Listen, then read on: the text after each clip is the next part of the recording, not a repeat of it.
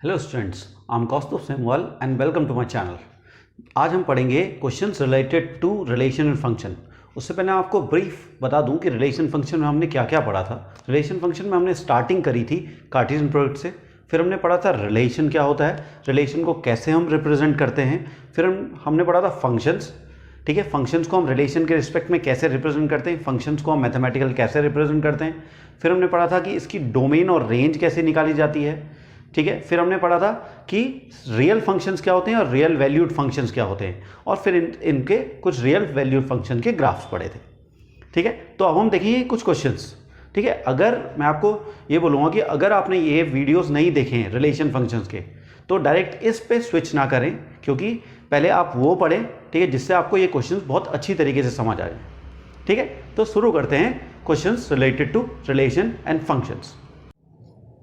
देखते हैं जैसे ये क्वेश्चन, तो देखो पहला क्वेश्चन है determine the domain and range of the relation R. अब मैं यहाँ पे रिलेशन की बात कर रहा हूँ सिर्फ अभी। ठीक है, रिलेशन आर डिफाइंड बाय, एक रिलेशन दिया हुआ है R is equal to x comma x plus 5 such that x belongs to, और एक्स की वैल्यू क्या होंगी, 0 होंगी या 1 होगी या 2 होगी या 3 होगी या 4 होगी या 5 होगी।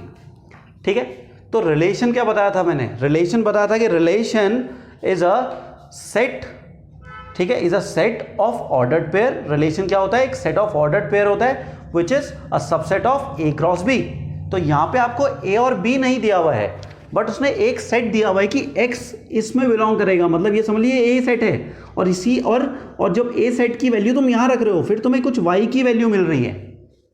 ठीक है, तो देखिए एक्स की वैल्यू क्या क्या रख सकता हूं मैं 0 भी रख सकता हूं, 1 भी रख सकता हूं, 2 भी रख सकता हूं, कुछ भी रख सकता हूं।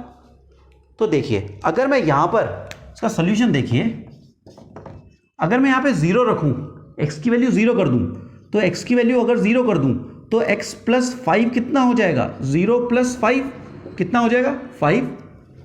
वैसे ही अगर मैं x की वैल्यू 1 कर दूं तो ये कितना हो जाएगा, अगर समझ लिए मैंने लेट कर दिया कि x प्लस 5 को मैं x प्लस 5 को मैं y ले लेता हूं, तो यहां पे कैसा बना होगा, ये x कॉमा y तो बना होगा, ऐसे बना होगा ना x कॉमा y।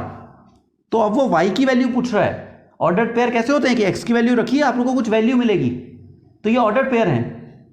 ठीक है ना, तो ये रहा x कॉमा y, तो x कॉमा y मतलब x की जगह पे अगर मैं 0 रखा तो कितना मिला 5, अगर x की जगह पे 1 रखूंगा तो ये कितना मिल जाएगा, यहाँ पे 1 रखने पे 1 प्लस 5 6, तो मतलब यहाँ पे y की वैल्यू कितनी मिल गई 6।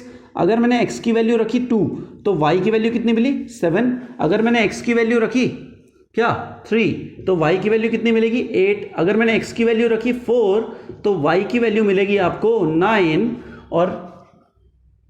और मैंने अगर x की वैल्यू रखी 5 तो y की वैल्यू मिलेगी मुझे 10। ठीक है, अब एक चीज देखी होगी कि ऑर्डर्ड पेयर में जो फर्स्ट वाला एलिमेंट होता है, मैंने जो ऑर्डर्ड पेयर में बताया था रिलेशन में कि if there is a ordered pair, तो first element of ordered pair is known as a domain and second element of ordered pair is known as range. तो अगर मैं इसको रोस्टर फॉर्म में इस रिलेशन को लिखूं, रोस्टर फॉर्म में इस रिलेशन को लिखूं, ये सेट बिल्डर फॉर्म है इसकी, तो अगर इसको रोस्टर फॉर्म में लिखूं तो कितना हो जाएगा 0,5, फिर 1,6, फिर 2,7, 3,8, 4,9 एंड 5,10। यही होगा, ये होगी रोस्टर फॉर्म। तो क्या पूछा है यहां पे, डोमेन। ठीक है, डोमेन एंड रेंज पूछा है, तो डोमेन क्या बोला, the first element of ordered pair. तो फर्स्ट एलिमेंट ये रहे, the first element of all the ordered pair. तो फर्स्ट एलिमेंट क्या है यहां पर, डोमेन क्या होगा, first element of ordered pair. तो फर्स्ट एलिमेंट क्या है 0 1 2 3 4 और 5, और सेकंड जो एलिमेंट होते हैं ऑर्डर्ड पेयर की उनको क्या बोलते हैं हम, रेंज। तो second element of ordered pair तो क्या है यहां पे 5 6 7 8 9 एंड 10। ठीक है, तो ये हो गया ऑर्डर्ड पेयर। तो ये क्या हो गया आपके, first element of ordered pair is known as domain, that is here is domain, and second element of ordered pair is known as range, and here is the range. ठीक है, समझ आया। चलिए अब ऐसा ही एक दूसरा क्वेश्चन देखते हैं यहां पे। ठीक है, तो फिर आप नोट कर दीजिएगा इनको। तो देखिए अब एक बार इसे भी देख लेते हैं। तो ये दिया हुआ let R be a relation on Z, Z means integer. ठीक है, तो रिलेशन जो है वो इस सेट में डिफाइंड है। ठीक है, इस सेट में डिफाइंड है, मतलब जो ऑर्डर्ड पेयर बनेंगे वो z क्रॉस z के बनेंगे।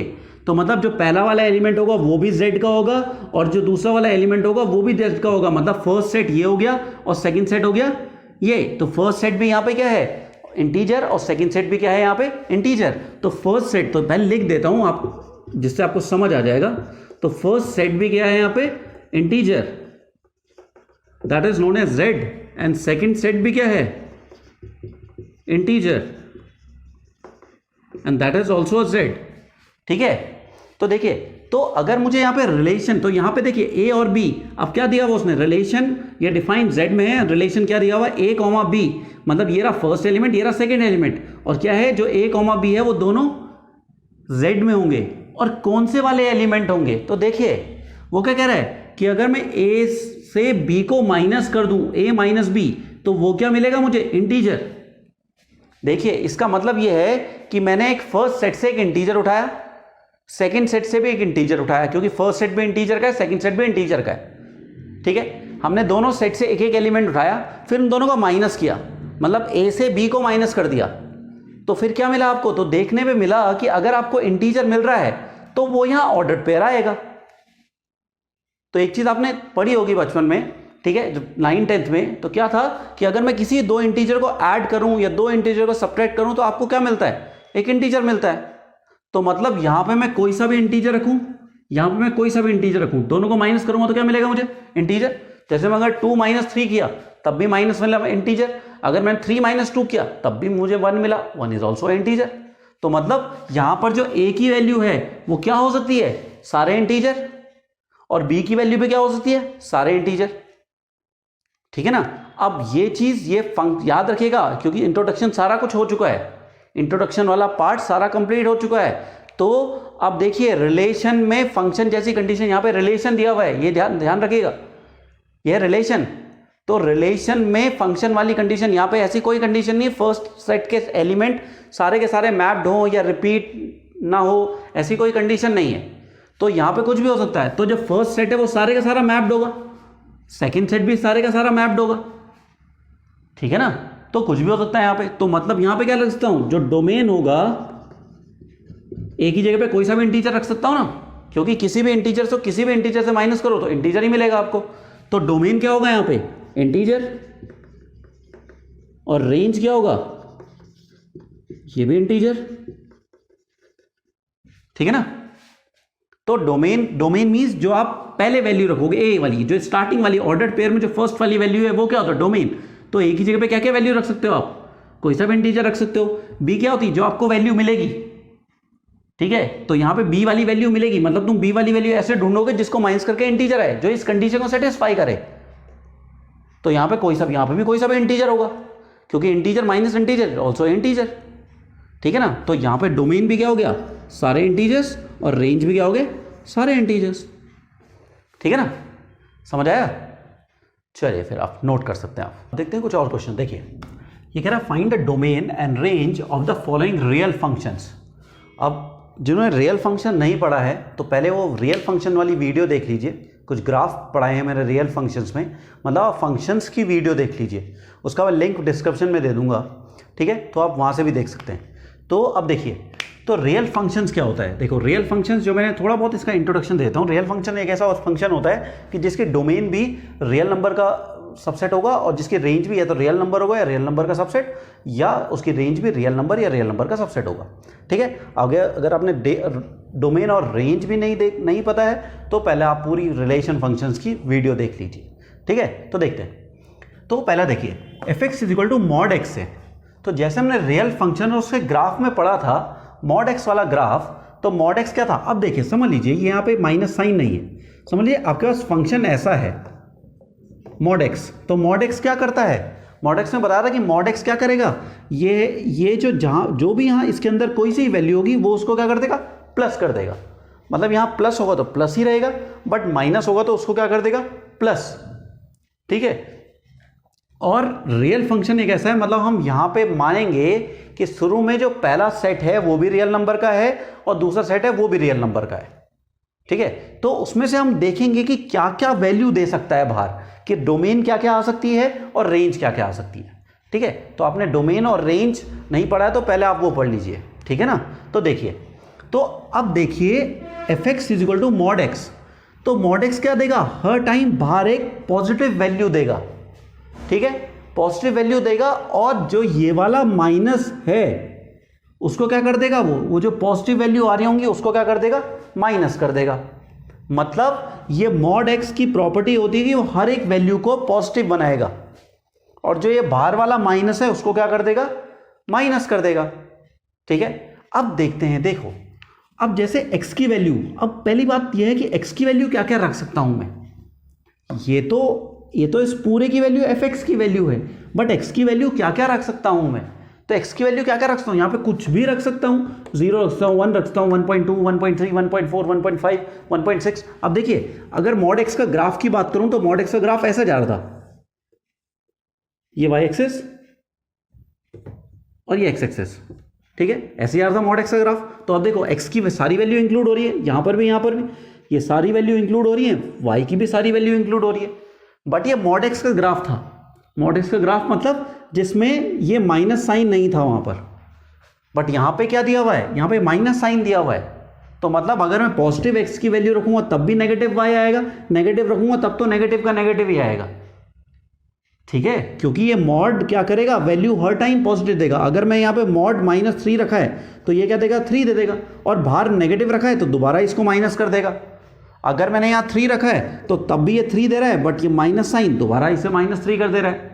तो अब ये वाला फंक्शन देखो, ये वाला है, ये मॉड एक्स का है, बट अगर माइनस ऑफ मॉड एक्स दिया हुआ है तो ग्राफ कुछ ऐसा बनेगा, ऐसा वाला, ठीक है, तब ये नहीं बनेगा,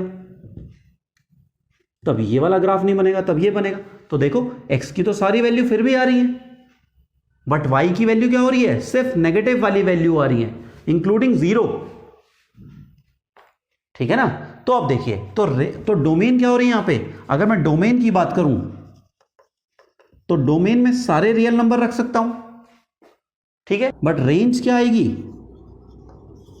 रेंज क्या हो रही है हर टाइम्स की, नेगेटिव वैल्यू, हर समय ये नेगेटिव वैल्यू दे रहा है रेंज के लिए, ठीक है, रेंज के लिए हर समय नेगेटिव वैल्यू है, क्योंकि यहाँ पे कुछ भी वैल्यू रखूँ हर समय नेगेटिव ही वैल्यू देगा। ये माइनस, ये मॉड के आगे का माइनस इसको हर समय नेगेटिव कर देगा।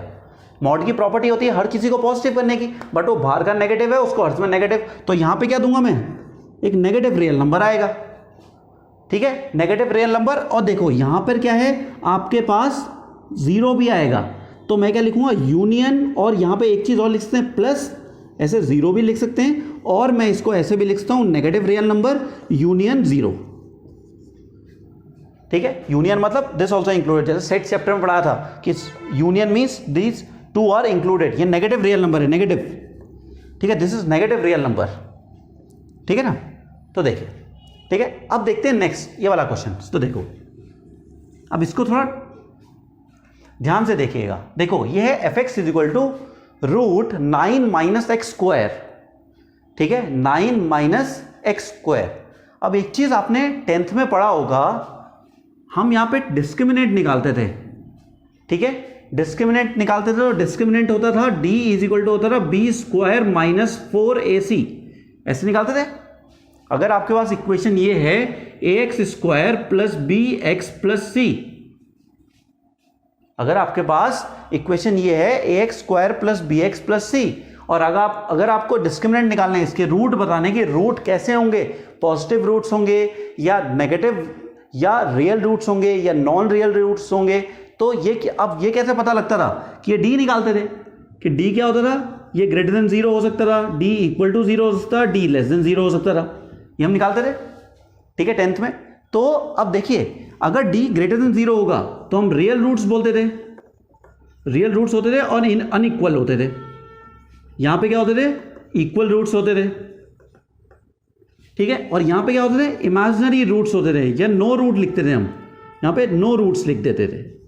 यह हम आगे पढ़ेंगे, ठीक है, 11th में ही करेंगे इसको। तो यह d <0, बट यहां पे अभी इसी को ध्यान रखिएगा बस, ठीक है, अब इसको ध्यान रखते हैं। तो देखो, तो अगर मुझे इस एक चीज़ याद रखिए, ये रूट के अंदर, क्योंकि हम क्यों रखते थे इसे, क्योंकि जैसे ही ये पूरा रूट के अंदर आता था, जब हम देखते थे कि x is equal to minus b plus minus Sridharacharya formula से b square minus 4ac upon 2a, तो ये रूट के अंदर आता था। और रूट के अंदर अगर 0 से छोटी वैल्यू आएगी तो उसकी कोई वैल्यू नहीं होती थी। जैसे -4 कर दिया मैंने, रूट -4, तो इसकी कोई वैल्यू नहीं निकाल सकता हूं मैं, ठीक है।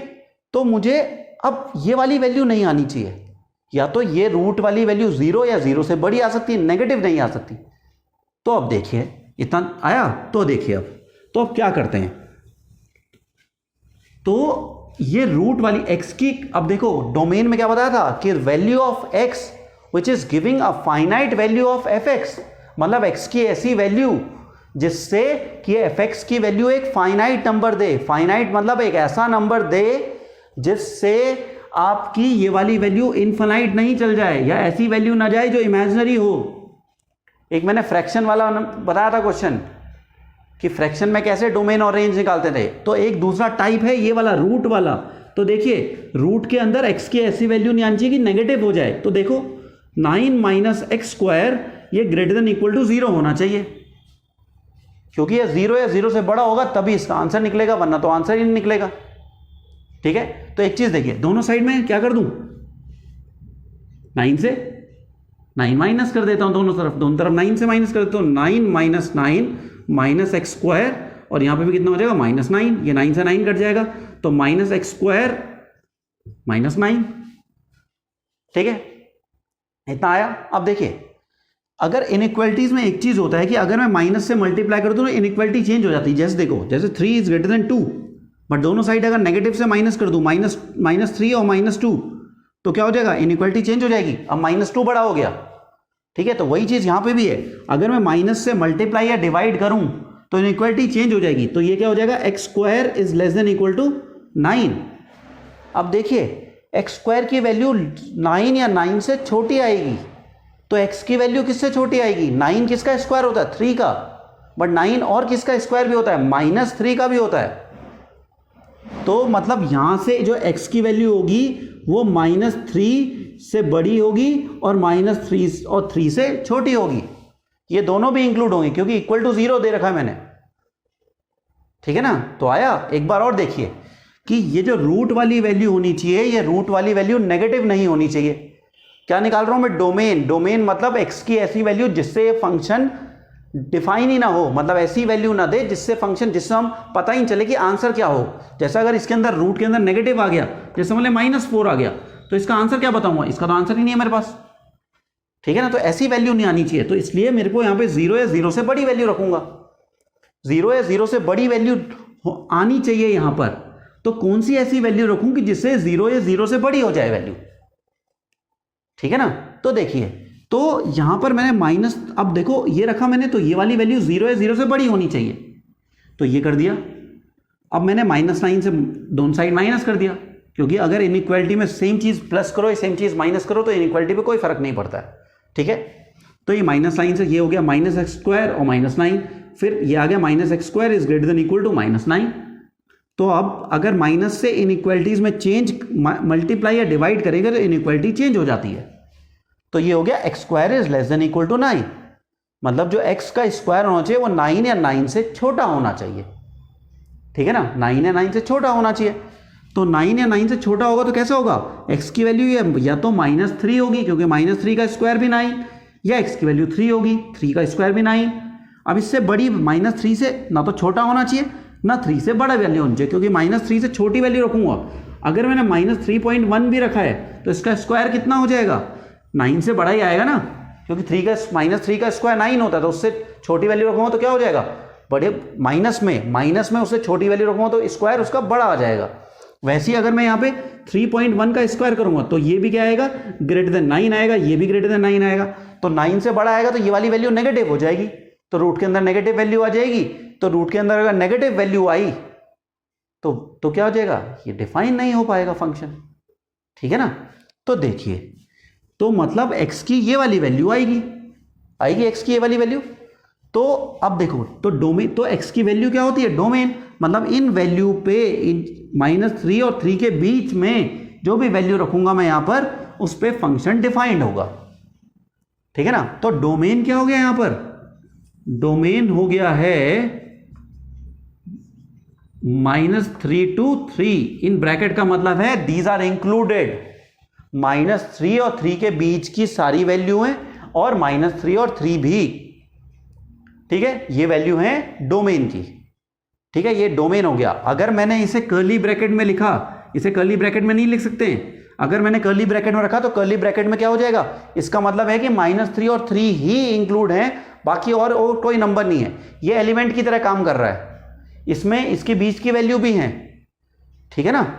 तो देखिए, तो अब देखिए, तो ये तो हो गया डोमेन, ठीक है। अब रेंज देखते हैं, रेंज। अब देखिए इसकी वैल्यू क्या दे रहा है, सबसे बड़ी वैल्यू क्या रख रहा हूं यहां पे 3, या -3 रखूंगा तब भी 9 आएगा, 9 - 9 कितना 0 आएगा, 0। सबसे छोटी वैल्यू क्या रखूंगा यहां पे, किसका स्क्वायर सबसे छोटा होगा, 0 होगा ना। तो 0 की वैल्यू रखूंगा तो 0 का 9 - 0 कितना 9, और 9 का रूट कितना 3, ठीक है। एक चीज याद रखिएगा, रूट कभी नेगेटिव वैल्यू बाहर नहीं देता है, रूट कभी भी नेगेटिव वैल्यू बाहर नहीं देगा। मतलब अगर आपको √4 लिखा हुआ है तो इसकी वैल्यू 2 है, बट अगर आपको x² 4 लिखा हुआ है तब x की वैल्यू +-2 होगी, बट अगर x² √4 है तो x की वैल्यू सिर्फ कितनी होगी 2। मतलब अगर x की वैल्यू, समझ लीजिए यहां पे x की वैल्यू अगर √4 है तो आंसर सिर्फ 2 आएगा, ठीक है। तो रूट कभी नेगेटिव वैल्यू नहीं देगा।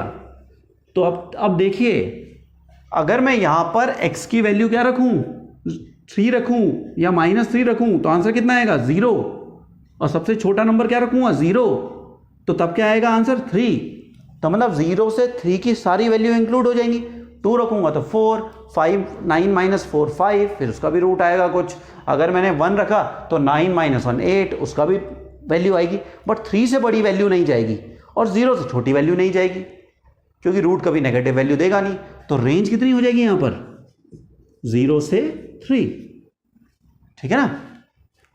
अगर आपको लग रहा है तो एक बार वीडियो को आप वापस रिवाइंड करके दोबारा से समझ सकते हैं, ठीक है ना। चलिए अब आप नोट कर सकते हैं इसे।